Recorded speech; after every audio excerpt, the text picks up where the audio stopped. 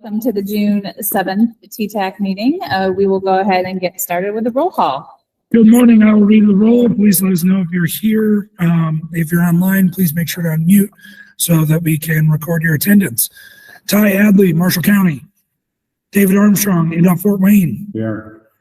Leslie Beek, City of South Bend Engineering. Ryan Klessman, City of Elkhart. Here. Josh Corwin, City of Goshen. Here.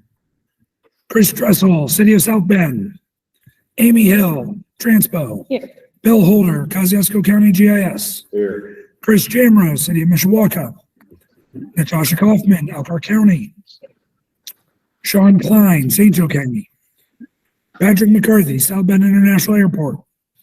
Charles McKenzie, Elkhart County. Here. Marcia McSherry, Kosciuszko County. Here. I got you there, Marcia. Sky Metter, St. Joe County. Steve Moriarty, Kosciuszko County. Angela Nicholson, Indot Fort Wayne. Oh, David's here for it. Jason Peters, Marshall County. Lisa Schrader, Indot LaPorte. This is Julie Richler for Lisa Schrader. Hi, Julie. Good morning. Morning.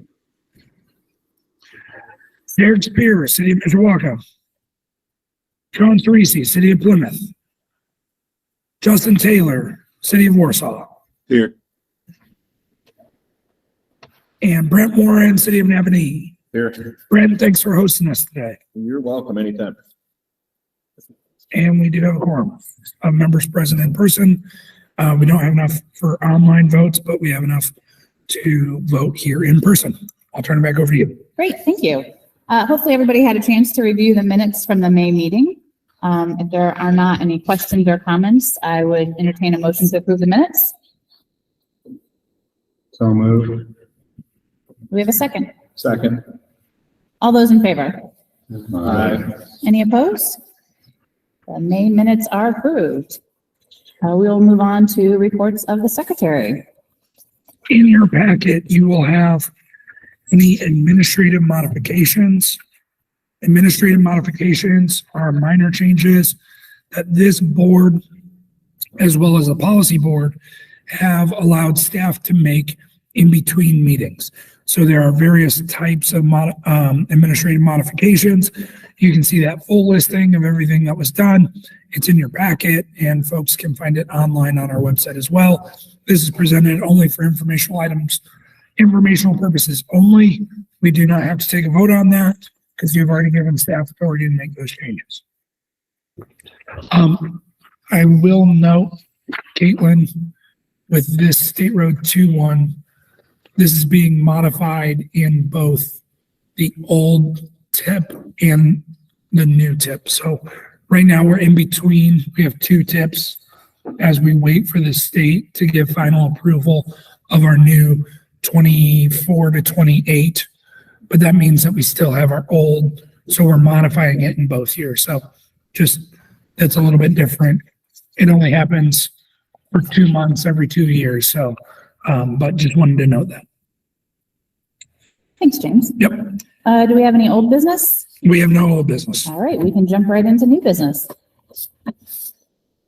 All right, good morning, High Transportation Resolution 23-23. As James mentioned, we are operating in both tips right now, and so this is kind of a formality. We have to include PE for the Blackport Drive from the Rogue Street to Lincoln Avenue in fiscal year 24 in our new tip, but we are actually able to obligate those fundings in this fiscal year, so that project's moving forward. So we're just removing it from our new tip to make sure that both tips are consistent with each other.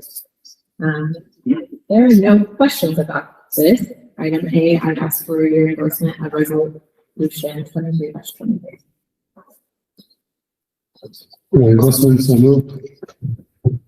Do we have a second? Second. All those in favor? Aye. Any opposed? Not. Resolution 23-23 is endorsed. All right, we have a transit initiated resolution 24-23.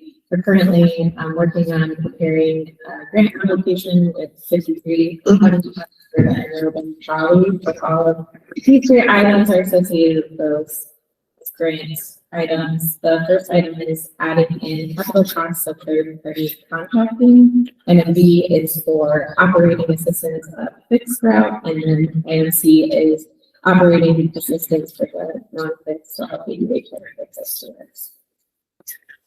If there are no questions, I will ask for your investment. Resolution comes in the upcoming page. Brent Lawrence, so moved. Bill Holder, second. All those in favor? Aye. Any opposed?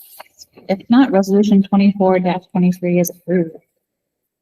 We can move into staff updates. All right, I wanted to introduce a few new staff members. One isn't yet on board with us. She'll be starting next week. That's Olivia Nix. She'll be a community development planner working with us on our community development projects. But we do have a few new faces here to introduce. I'll introduce each one and they can feel free to give us their background or, favorite transportation project or whatever. So first up is Dana Weaver. She's our new short-range transportation planner. So Dana will be handling all things TIP and be one of your point persons for community crossings and all those kind of fun things. So Dana. Hi everyone, I'm Dana. I'm from South Bend, all my life. I just graduated from the University of Bloomington. Great. And then we have two interns with us this summer, both Antonia and then Emily. And if you want to introduce yourselves, Emily, you go first. Hi, I'm Emily. I'm also from South Bend. I just graduated from the University of Illinois in Champaign, with a bachelor's in city planning. I'm interning for spring summer, but I'm doing research with the interurban college. Well, I'm one of these Antonio. I'm one of these American University of Notre and we're moving from San Antonio, Texas, and I'm doing work. I don't know if I'm doing for contracts in South Bend. So wanted to make sure that you knew those new faces. Feel free to talk with them about their projects or the things that they're working on. I'm sure you'll see them throughout the summer and you'll get to know Dana throughout the next few months as she embarks on fun things like quarterly tracking in July. All right, great. Our next item, this is really just an informational update. We've given you this update a few times, but we always like to make sure that you're aware of all the different kind of grants and funding that's out there. One of the ones that we have been actively working on to submit as MACOG to do a regional submittal is for the charging and fueling infrastructure discretionary grant. This was something that we asked the TTAC and policy board for a resolution last month, so you'll recall that. But essentially this is for EV, electric vehicle charging and fueling infrastructure. We've tried to do a series of, it's essentially under the community projects portion of that discretionary grant. And what we've really tried to focus on is getting buy-in from our smaller towns or our rural towns to make sure that they have options and that they're not left behind as more and more of the auto industry moves its fleet to electric vehicles. We want to make sure that our small communities have that kind of destination charging as well as localized charging. So that's a major emphasis within the grant. This is due June 13th. So if you have a new station, sorry, but we're in the throes of kind of writing all of that right now. I know we've talked to many of you kind of about your potential projects and seeing if those could be included under this application. But we hope to have a very competitive application for this first round of charging and fueling infrastructure. So Leah is, she made the decision to be at the office writing this grant rather than making the trip to Napanee. So I had the update, so hopefully I did it justice. All right, then I will take the next grant update. Next Level Trails Grant Program was announced a few weeks ago. They held a webinar yesterday, 2-hour webinar today. Provide information about that program, which should be available on their website here this week. If you're interested in more information, they're funding 2 types of projects, both regionally significant and locally significant. So you can see that the breakdown, they'll have about $22.5 million available for regionally significant projects with a maximum request of $5 million for those projects. And then for locally significant, they have $7.5 million available with a $2 million maximum request for local projects. So those applications are due in August. The round opens up in July. We've been having conversations with a few communities in the area who are considering applying. So if you are one of those considering, feel free to reach out to us so that we might be able to help you out if you need it. And then another mini update, the second round of community crossing is quickly approaching, opens July 5th, closes the end of July. We've already been helping a few communities with their crash data requests. So if you already have road segments you're thinking about applying for and would like to send those our way, please feel free. And we've also started scheduling teaser ratings for some communities that we'll do throughout the fall this year. Just a point of emphasis on community crossings. Please make sure that you're closing out those old community crossing grants, because if they get too old and you haven't closed them out, you essentially become no longer eligible for community crossing funds until you get those old items closed out. So this has been a point of emphasis for NDOT. This last year, well, it's always been part of the program, but as the program has matured, there are more and more communities starting to hit that list of ineligibility. And so it's one of those things that they're wanting to make sure that we continue to remind folks on. I know in our region, we had a few communities that weren't eligible for this last call because of some 2020 and 2021 CCMG grants. And we understand various things happen. Sometimes it's working with a railroad, sometimes it was working with a utility. But just make sure that you're providing NDOT with those updates on kind of where things stand. And then when you can get them closed out, close them out as soon as you can. David, I don't remember what the window is. It's for this call. It's sorry to put you on the spot. I'm not, because I've been out of the loop a little bit. I think it might be the 22-1. Okay. I think that sounds right. And everything prior. I think everything prior was, yeah. And closeout also means any repayment then. True. Yep. So just emphasis, make sure that those old ones are closed out. So and legislature is also been asking, which is why we've been more emphasizing legislature's been interested in how many and what ones are being closed out for how long. Yeah, in this last legislative cycle, just to kind of put that in the spotlight a little bit. You know, I know there were some proposals, especially from the Indianapolis area, about restructuring community crossings. And they have in Indianapolis, I believe, to overgeneralize, because I don't necessarily deeply understand it, but their belief is essentially maybe some of these small communities have done all the paving that they need to do, and maybe they could restructure it so larger communities might be able to get more than $1 million.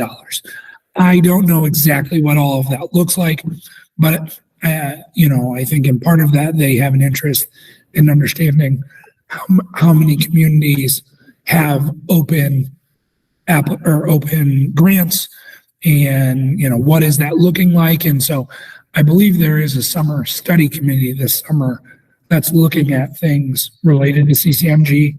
I know I have an upcoming call with the MPOs where like Mayor Fadness and some of the other folks from Indianapolis are going to explain what their proposal was so that we can hear from them directly. And then we'll be able to disseminate kind of their thought process, not saying that necessarily we're supportive or non-supportive of that. Still a lot more details related to that, but it is kind of something I think that will come up in the next legislative cycle. So to help with that conversation, if you are closing out those grants in a timely manner, I think that would be very effective. So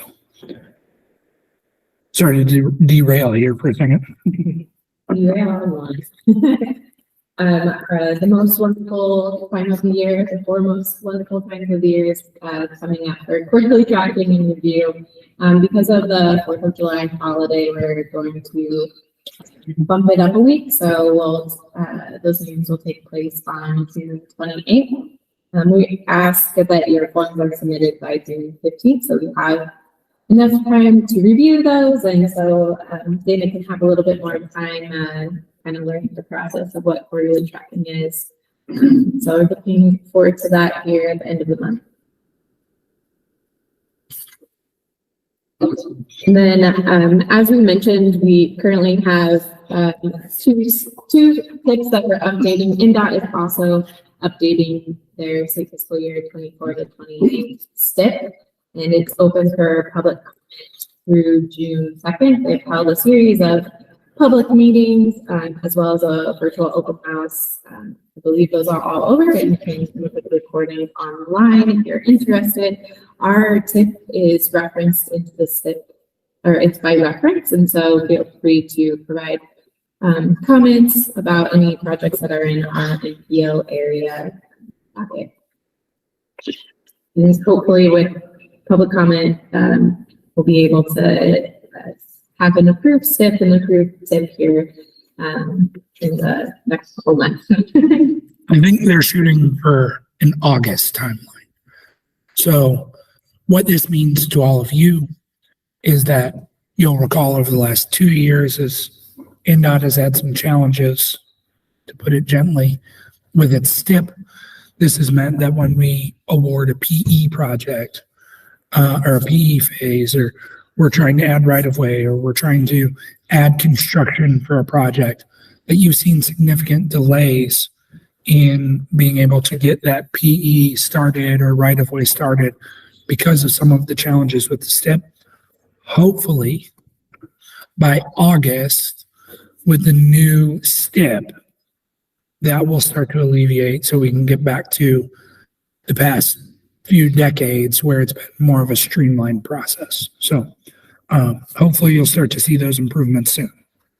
NDOT has slightly changed the process for how they do amendments and modifications now, and most NPO amendments and modifications are separated from others, and so hopefully that'll help streamline the process and making sure those approvals happen in time. Great, and I wanted to just provide a little bit of an update on Propel US 30 and US 31. This is a planning and environmental linkages study for the US 30 and 31 corridors. They're currently in a comment phase. They have a draft of their vision, goals, and purpose and need, and so are looking for feedback related to that report.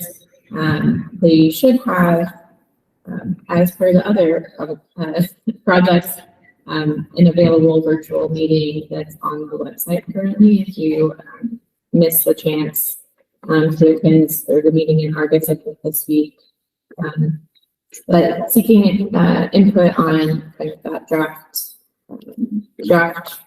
document as they move forward in the process. And I just had a few quick items to make sure, not on Propel, but just make sure that folks were aware of.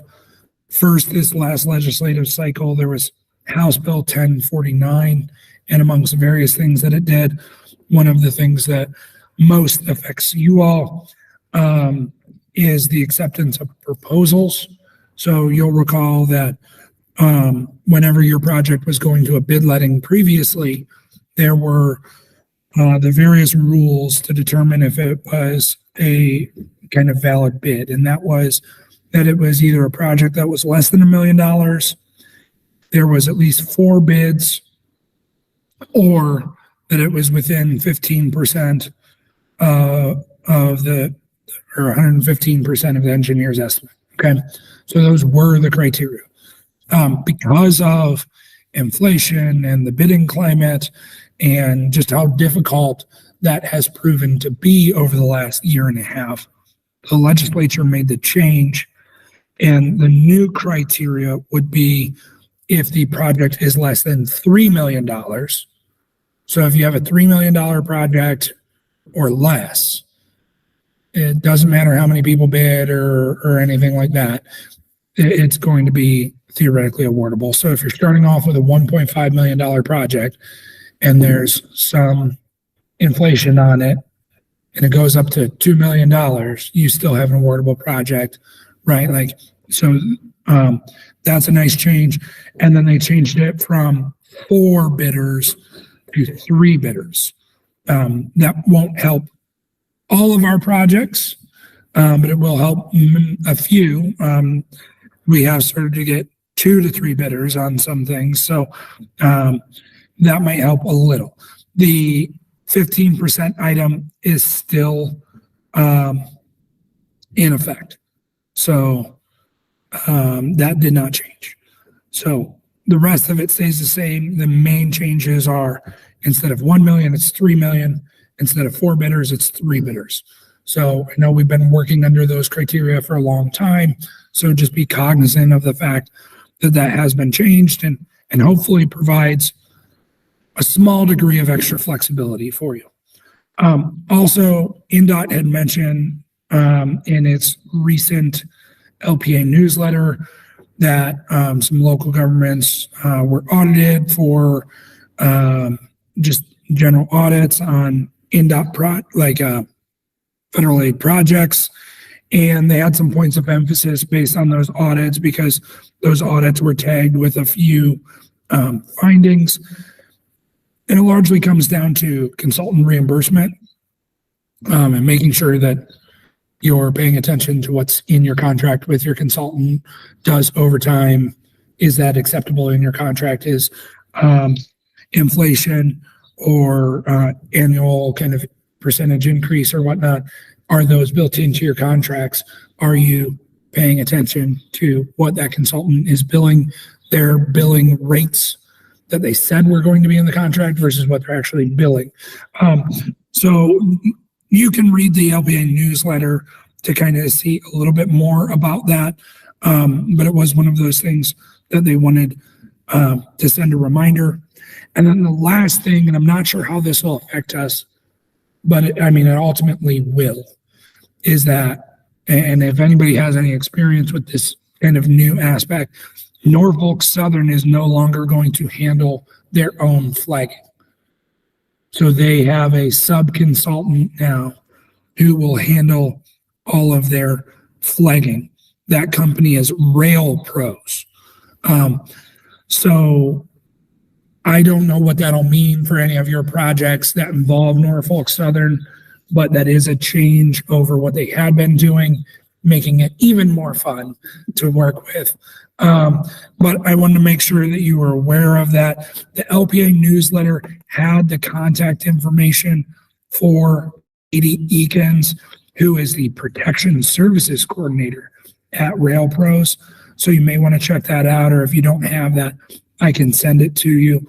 But wanted to make sure that you were aware of that change, because given our area, we have a lot of Norfolk Southern tracks and end up doing a lot of projects there. So I don't know how that'll affect either of your grade separation projects, if at all, or anything. Yep. So I just figured I would bring it to everybody's attention. So that was all that I had for additional reminders. Thanks, James. Privilege of the floor. Any questions or comments from any committee members, either here in person or online? If not, we can move to public comment. Any public comments? If not, we can move to adjournment and we just need a motion to adjourn. Any questions? Do we have a second? David Armstrong, second. All those in favor? Aye. All right, thanks, everyone. All right, for July, we're supposed to have a meeting on July 5th. It should